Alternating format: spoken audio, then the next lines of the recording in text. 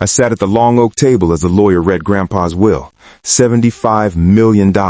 Every detail listed, but my name never appeared. My mother-in-law smiled. My wife avoided my eyes. They had planned this. I realized I was erased. I tried to speak, but the words stuck. The lawyer paused mid-sentence, rifling through papers. "Wait, was there another document?" he asked. Silence fell. My heart raced. My in-laws stiffened. My wife swallowed hard, holding her mother's hand. I clenched mine. Something was off. The lawyer adjusted his glasses, stared at the folder, and murmured, "There might be more to this will." The room went still. I felt every eye on me. Every calculation they had made, every plan to divide the fortune without me, hung in the air. They didn't know I knew. I didn't know either what came next, but the sudden pause in the lawyer's tone promised it would be explosive. The room had been confident seconds ago. Now uncertainty buzzed. My phone vibrated in my pocket. I ignored it. For once, I didn't need to check. Whoever sent it couldn't have known how right the lawyer's words would become. The game had just shifted, and I wasn't out of it yet. I asked the lawyer if there had been a mistake. My voice shook, but I stayed seated. The lawyer froze. My mother-in-law snapped, "You're just a husband. Don't interrupt." My wife squeezed her mother's hand, not mine. "Are you sure he's not listed anywhere else?" I pressed. The lawyer swallowed, glanced at the folder, then back at me. "There might be additional documents," he said. My stomach sank. "Documents?" My mother-in-law leaned forward, her eyes narrowing. "You've had your share of drama already. Sit down." I did, but I didn't relax. The lawyer left the room briefly to check files. The others whispered plans, how they would invest, which properties to buy, what cars to lease, luxury homes, new yachts. They counted money they assumed they would get. I wasn't part of it. They had already assumed I didn't matter. I felt the weight of 9 years of planning, all at once. Then my phone buzzed. Unknown number. I froze. The lawyer returned. "The reading is temporarily incomplete," he said, voice calm, neutral. Everyone looked at him. My in-laws exchanged panicked glances. Relief turned to suspicion, and I grinned inwardly. Something was coming, something they hadn't anticipated. The lawyer stepped out again, and they started planning openly. "We can finally buy that vacation home," my mother-in-law said, "and lease the yacht," my wife added quietly. I realized they had already calculated my share, convinced I didn't exist. Every plan, every investment assumed I wasn't there. They were celebrating a win that wasn't theirs to claim yet. I sat back and watched. Then my phone buzzed. Same unknown number. The message was brief. "Do not react yet. This isn't the real will." My hand shook as I read it. I didn't know who had sent it, but I trusted the words more than the people around me. The lawyer returned, carrying the folder. He cleared his throat. "The reading is temporarily incomplete," he said. The room stiffened. My mother-in-law's smile faltered. My wife blinked rapidly. I felt a spark of calm clarity. They had thought they were done, thought the $75 million was theirs, but someone had already interfered, and now I had leverage they didn't see coming. The next move would change everything. The lawyer continued with the primary will. My wife and her mother got everything. Smiles spread across the room. Relief. Confidence. They thought they had won. I kept my expression neutral, silent. My phone buzzed again. Grandpa's assistant. "Do not act. Wait for instructions." I put the phone down. The lawyer closed the folder. Everyone exhaled, assuming the reading was over. Then he reopened it. The room went quiet again. He held a sealed codicil. "There's one more document," he said. My mother-in-law froze. My wife's hand twitched, like she was afraid to touch me. The lawyer looked at me. "This is addressed directly to you." The words landed like a hammer. Shock rippled across the table. Silence. They had assumed I was erased, forgotten, powerless, but the codicil said otherwise. I leaned forward slightly, keeping my voice and face calm. I had no idea what Grandpa had left me yet, but one thing was certain. It wasn't going to be small. A lawyer opened the codicil carefully, reading aloud. It explained that Grandpa had seen how I was treated, dismissed, sidelined, ignored. He wrote that character mattered more than blood. My mother-in-law's face changed from smug to pale. My wife's eyes widened. Grandpa hadn't just left me money, he'd left me control. I was named executor of a separate trust, holding assets not disclosed in the primary will. My mother-in-law gasped, accusing me of manipulation. My wife's mouth opened, closed, no words. The lawyer looked at everyone. The trust's value is yet to be revealed. The room went silent again. The $75 million in the primary will was just the public inheritance. The secret trust was still hidden, waiting to be unveiled. Every plan plan my in-laws had made, every luxurious purchase, every celebratory smile, they hadn't accounted for this. I sat back and watched their faces tighten. Grandpa had set the stage perfectly, and now the real inheritance was about to be revealed. The lawyer held the codicil carefully. This was submitted privately weeks before Grandpa's death, he said. My mother-in-law's smile vanished instantly. My wife shifted in her chair, unease spreading across her face. The codicil was addressed to me. Grandpa trusted this person with a separate legacy, the lawyer continued, his eyes scanning the room. Silence. I felt the room tilt in my favor. Their confidence faltered, replaced by uncertainty. My mother-in-law leaned forward, voice sharp. What does this mean? The lawyer didn't answer immediately. Instead, he opened a second folder. The trust contained specific instructions and assets, he said. I straightened. They had thought they were done with me. They hadn't anticipated this. My wife swallowed, realizing the scale of what was about to unfold. The lawyer looked at me, his tone calm. Everything in this trust is under your control as executor. My in-laws stiffened. I kept my face neutral. No celebration, no words, just quiet power. They had assumed the inheritance was theirs. Grandpa had other plans. The room hung on the lawyer's next words. The codicil didn't just leave me money, it left me authority. I could see panic flicker across their eyes. The stakes had just risen. The lawyer read the codicil aloud. Grandpa had observed how I was treated, ignored, belittled, sidelined financially. He emphasized character over blood. I sat quietly. My mother-in-law's face hardened. My wife's hand twitched nervously. Grandpa hadn't just given me money. He had given me responsibility, oversight, and power. You are named executor of a trust containing additional assets, the lawyer said. My mother-in-law's lips parted, shock clear. How is this possible? My wife tried to explain, but nothing she said changed the expression of disbelief on her mother's face. I leaned forward slightly, showing no emotion. Grandpa's foresight was precise. He had anticipated their greed, their scheming, and their overconfidence.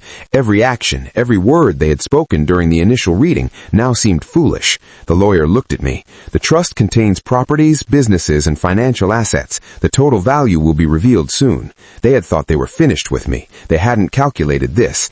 I kept my composure. Grandpa had left me more than money. He had given me control over the entire next phase. And in that silence, the room realized it. The tables had turned. I was officially named executor of the trust. The lawyer confirmed it. The room went tense. My mother-in-law accused me of manipulation. My wife opened her mouth, closed it. I ignored them. The lawyer continued. The value of the trust will be revealed, but note, all distributions are under your authority. My mind ran through the implications. This wasn't just money. It was influence, control over companies and investments my in-laws had assumed they could access freely. Their whispers stopped. My mother-in-law's hands trembled slightly. My wife's eyes darted toward me, searching for a reaction. I gave none. Grandpa's trust had been designed to protect the assets from those who would misuse them. The lawyer cleared his throat. Anyone who tries to pressure, intimidate, or challenge the executor forfeits future benefits. My mother-in-law froze. My wife went pale. I leaned back in my chair. The silence stretched. They had counted their winnings, celebrated victories that didn't exist. I now held the authority to freeze every distribution, every deal, every transaction tied to this trust. The real inheritance was just beginning to reveal itself. Their confidence was gone. The power dynamic had flipped entirely, and they knew it. The lawyer explained the estate was split intentionally. The $75 million in the primary will was public. The separate trust, now under my control, held the remainder. They assumed the public inheritance was the whole fortune. They were wrong. My mother-in-law's face shifted from anger to fear. My wife's hands clenched in her lap. I stayed calm. Grandpa had planned for this. He had predicted greed, calculated overconfidence, and protected the assets accordingly. The lawyer adjusted his glasses. The full value of the trust will be disclosed shortly. I felt the tension in the room tighten. Every second my in-laws had spent planning luxurious purchases without me now seemed foolish. I didn't speak. I didn't need to. The lawyer's words were enough. Grandpa had placed me in a position of power they hadn't anticipated. Every move they made, every smirk they had exchanged minutes ago had been premature. I could sense their panic building as the lawyer slowly prepared to reveal the trust's contents. The room shifted uneasily, no one speaking. The $75 million was only part of the story. The real inheritance, hidden, controlled, and protected, was about to be unveiled, and they were powerless to stop it. The lawyer's voice was calm but firm. The trust is worth $110 million, matters, including properties, businesses, and voting rights. The room went silent. My mother-in-law's eyes widened. My wife's jaw tightened. I stayed still. $75 million was the smaller half. They had celebrated early, assumed victory, and planned their spoils. Every calculation was wrong. Every confident word they had spoken evaporated. The lawyer continued. Grandpa attached strict conditions to this trust. Anyone attempting to manipulate, challenge, or undermine the executor forfeits all benefits. My mother-in-law froze. My wife swallowed hard. I leaned back, neutral, letting the weight of the revelation settle. The trust's value wasn't just money, it was influence, authority, and leverage. They had underestimated Grandpa, underestimated me, and overconfident their control. The room's tension thickened. I didn't celebrate. I didn't gloat. I waited. The conditions meant power had shifted completely into my hands. Any mistake on their part, any attempt to interfere, would erase their claim entirely. And in that silence, the first cracks of fear appeared. They had thought they were untouchable. They weren't. Not anymore. The lawyer outlined the trust's conditions. Any attempt to intimidate, sue, or manipulate me would void future benefits. My mother-in-law's face turned red. "You can't do this!" she snapped. I stayed quiet, letting her anger fester. My wife shifted in her seat, unease clear. The lawyer continued calmly. Grandpa anticipated legal challenges. He ensured the trust is airtight. I felt the room tighten around me. Their confidence from the primary will reading evaporated. Every smug smile, every assumption now seemed foolish. My mother-in-law's voice shook. "We'll fight this in court." I didn't respond. The lawyer merely nodded. The conditions weren't threats, they were safeguards. Grandpa had predicted exactly how greed would play out. I leaned back, neutral, letting the tension build. They realized they could no longer control the inheritance, and any rash move could erase their claim completely. Silence dominated the room. Fear replaced arrogance. My wife swallowed, guilt and panic blending on her face. The trust was a cage for them, but a key for me, and I held it. Grandpa had built the rules perfectly. Now it was my turn to enforce them. Their next moves would be cautious, forced. The power shift was irreversible. The initial victory they had assumed was gone. All they could do now was wait and hope I didn't act swiftly. Grandpa's plan had worked perfectly. My wife asked to speak privately. She leaned in, voice low. "I knew about the primary will. I didn't tell you." Her words hit sharply, but I kept my expression blank. She expected understanding. I didn't give it. I simply listened. Every detail, every omission now had consequences. I realized the betrayal wasn't only my mother-in-law, it extended to the person I trusted most. She faltered under the weight of her own choice.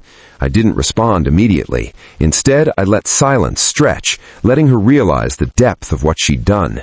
The lawyer interrupted with a reminder of the trust's terms, ensuring she understood the stakes. Her guilt mixed with fear. Grandpa had planned for every betrayal, every silence, every assumption. My role was clear, executor with full authority. She had underestimated the situation, underestimated me. I left the private conversation without a word. No excuses, no pleading. My next actions would speak. The room waited, unaware of the silent calculations forming in my mind. Grandpa had anticipated this. His foresight ensured that the inheritance would reward integrity, not scheming. My wife's silence now felt like a liability she couldn't undo. She had chosen to be part of the problem.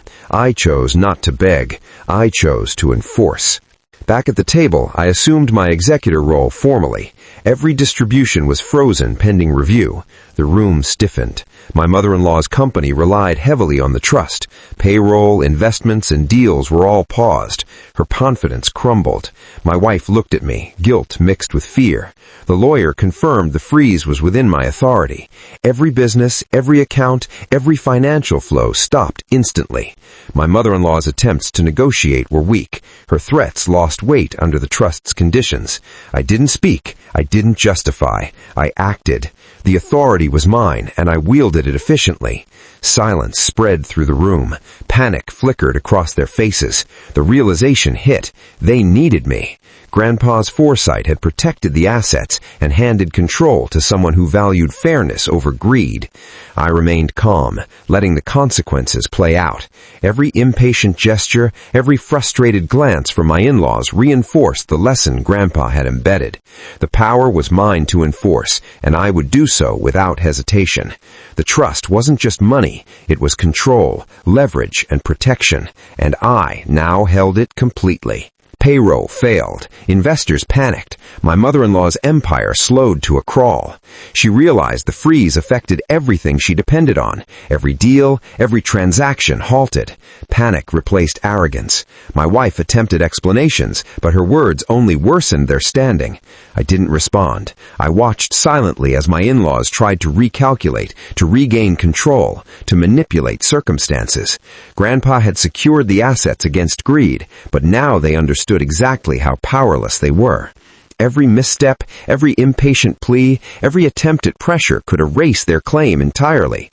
They were learning that the inheritance wasn't theirs until they proved integrity. I didn't gloat, I didn't smile, I merely enforced. The lawyer confirmed the freeze was total, effective immediately. My mother-in-law's empire teetered. Investors sought guidance. Clients hesitated. Every transaction she had assumed would flow freely was now trapped. The room was quiet, tense, and filled with the weight of realization. Grandpa's plan had worked perfectly. The inheritance wasn't just money, it was authority, accountability, and consequence. My in-laws had assumed victory. That assumption evaporated instantly. I held the power. They were helpless under it. My mother-in-law finally approached me. Her tone shifted. Suddenly polite, respectful, almost conciliatory. She used the word son. I studied her carefully, noting the change. The authority was now mine, and she realized it. My wife remained silent, unsure how to intervene. The lawyer reminded everyone that the trust's conditions were binding. Any pressure or manipulation would result in total forfeiture. My mother-in-law paused, calculating, realizing she needed my approval to move forward. The power dynamic had reversed completely. They had counted on me being passive, weak, or forgiving. They were wrong. I didn't respond immediately. I let the moment hang, letting her feel the weight of her miscalculation. Grandpa had planned this. He had built safeguards against every possible manipulation. I asked one question, simple, direct, precise. Everything else would follow from that answer. They understood the stakes instantly. I held the control, and any misstep would cost them everything. Grandpa's foresight had ensured I was untouchable. They had underestimated me, and now they were forced to recognize it. The lesson had begun. The inheritance wasn't theirs yet, and the consequences of trying to seize it prematurely were immediate and total. My mother-in-law tried to apologize. She approached cautiously, voice soft, carefully measured. She spoke about family, loyalty, even called me son again. I listened without responding. Every word was weighed against past actions, against the greed, betrayal, and manipulation I had witnessed. My wife stayed back, silent, uncomfortable. I finally asked one question. Why did you treat me that way? Silence fell. She hesitated, stammered, then gave no answer. My wife tried to justify herself, claiming she assumed I would understand. Her explanation only highlighted her own failure. The lawyer observed quietly, reminding everyone that the trust's conditions were clear. Any coercion or legal challenge would cost them everything. My mother-in-law's apology was empty unless accompanied by acknowledgement and change. I let the moment stretch. The power had shifted completely. The inheritance was no longer theirs to assume. It depended on me. Grandpa's safeguards had worked exactly as planned. I didn't need to retaliate. I only needed to enforce. They understood the stakes. The lesson was clear. They had misjudged me, misjudged the trust, and underestimated Grandpa's foresight. Now they had to navigate their errors carefully or lose everything. I held all the leverage. Every misstep, every emotional plea, every desperate move could destroy their claim completely. Grandpa had designed it perfectly, and I was ready to act. The lawyer interrupted with urgent news. Grandpa had left a final recorded message, unseen until now. The room froze. Everyone leaned in as the video played. Grandpa's voice was calm, deliberate. He explained why he had chosen me as executor, why integrity mattered more than blood, and why the trust was structured this way. Names were mentioned, accusations laid bare. My mother-in-law's hands shook. My wife's eyes widened. No one could dispute what was on record. Grandpa predicted every betrayal, every silence, every assumption, and documented it. The weight of the message hung heavy. No arguments could reverse it.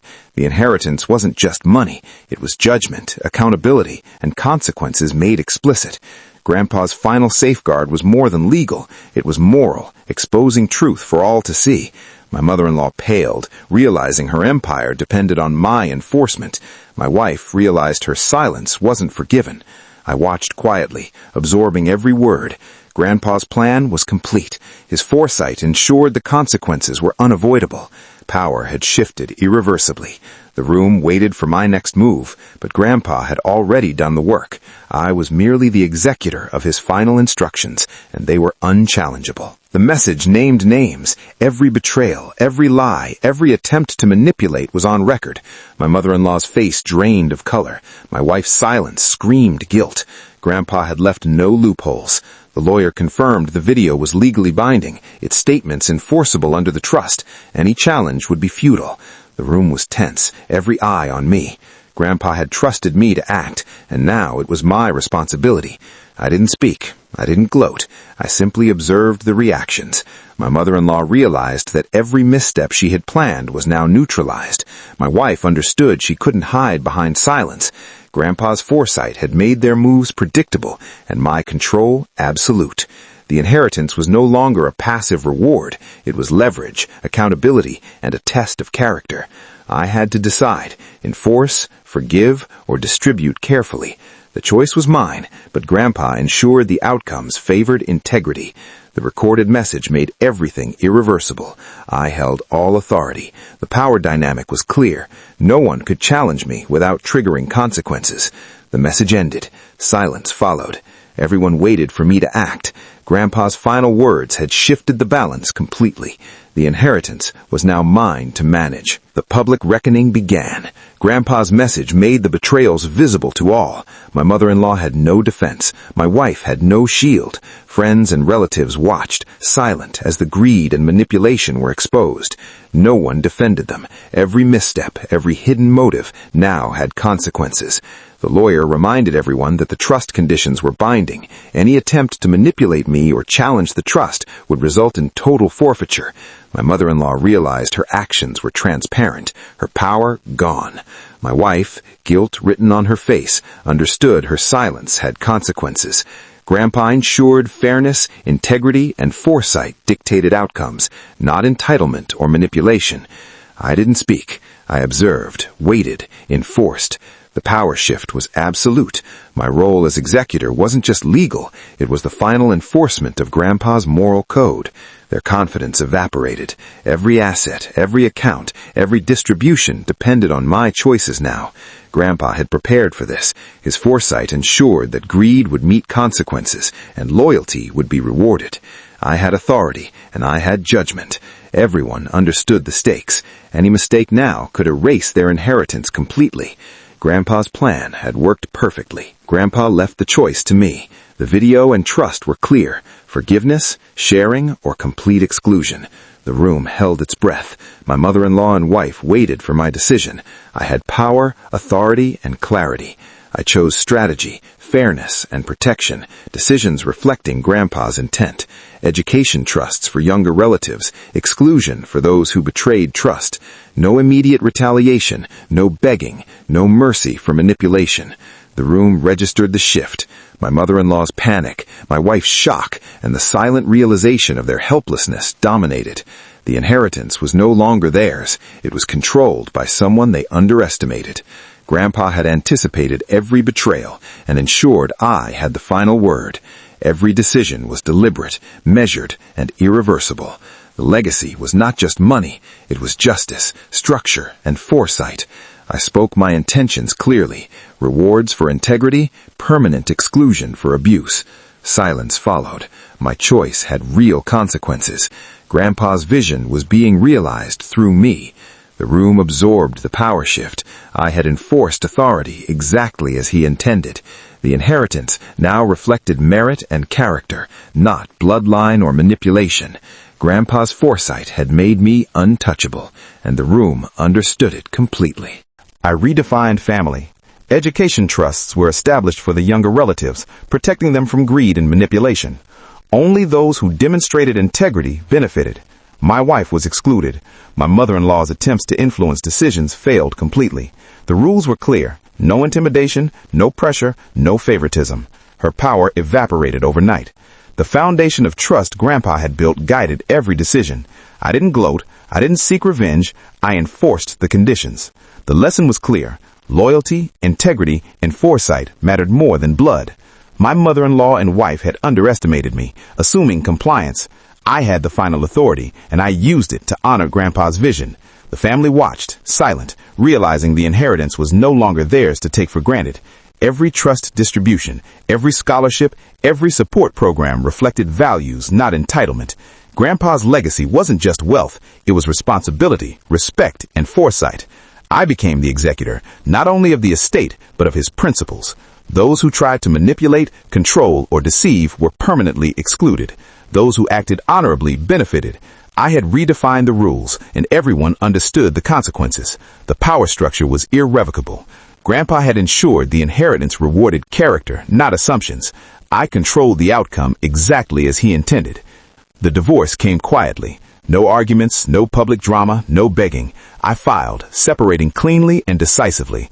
My wife had been excluded from the trusts and inheritance, a consequence of her silence and compliance with manipulation. The legal process was straightforward. No assets were hidden, no disputes arose. My mother-in-law's influence had evaporated. She realized her company's dependence on the trust had left her powerless. Without Grandpa's backing, she could no longer control outcomes or protect her empire. I didn't interfere. I merely enforced the rules. My wife's departure marked the final boundary between past betrayal and future autonomy. I had authority, clarity, and control. Grandpa's foresight ensured I could act decisively without challenge. Every decision reflected his principles, not personal revenge. The divorce reinforced the separation of power, marking the end of manipulation. The inheritance was no longer a tool for intimidation. It was a reflection of merit, character, and foresight. Everyone watched, understanding the permanence. The rules were clear. Loyalty rewarded, abuse punished. The shift in power was complete. Grandpa had designed the system to enforce accountability, and I executed it perfectly. My personal life reflected the same clarity and structure. The fall from grace was swift. My mother-in-law's company collapsed without Grandpa's support. Investors withdrew, employees questioned leadership. Her empire, once unshakable, crumbled in days. The people who once praised her vanished. No one remained loyal to someone whose authority had evaporated. The foundation of her power, Grandpa's trust, was gone, and with it, every claim to influence. Attempts to recover failed. Her strategies were transparent, her manipulations recorded, and every misstep had consequences enforced by me. My mother-in-law realized that power based on fear and entitlement was temporary. Influence required integrity. I observed quietly as the empire disintegrated. Lessons were clear for all. Grandpa had ensured accountability, and the collapse proved the system worked. No mercy, no interference, no emotional appeals could reverse it. The inheritance and trusts reflected principle, not manipulation. Every collapse was predictable, and every reaction had been anticipated. She had no allies left. Her legacy tarnished, she could only watch as the consequences of greed and betrayal unfolded. I enforced fairness without malice. Grandpa's foresight ensured that corruption would be visible and accountability absolute. The downfall was complete. The door finally closed. She attempted one last appeal, seeking forgiveness publicly. I listened, acknowledged the words, and made a single choice: move forward. No reopening of doors, no reconsideration. Her attempts could not reverse consequences. The trust, the inheritance, and my authority were absolute. Grandpa had ensured the structure was irrevocable. I wished her well, but enforced boundaries firmly. Lessons were learned. Manipulation, greed, and silence had real consequences. My wife's exclusion was final.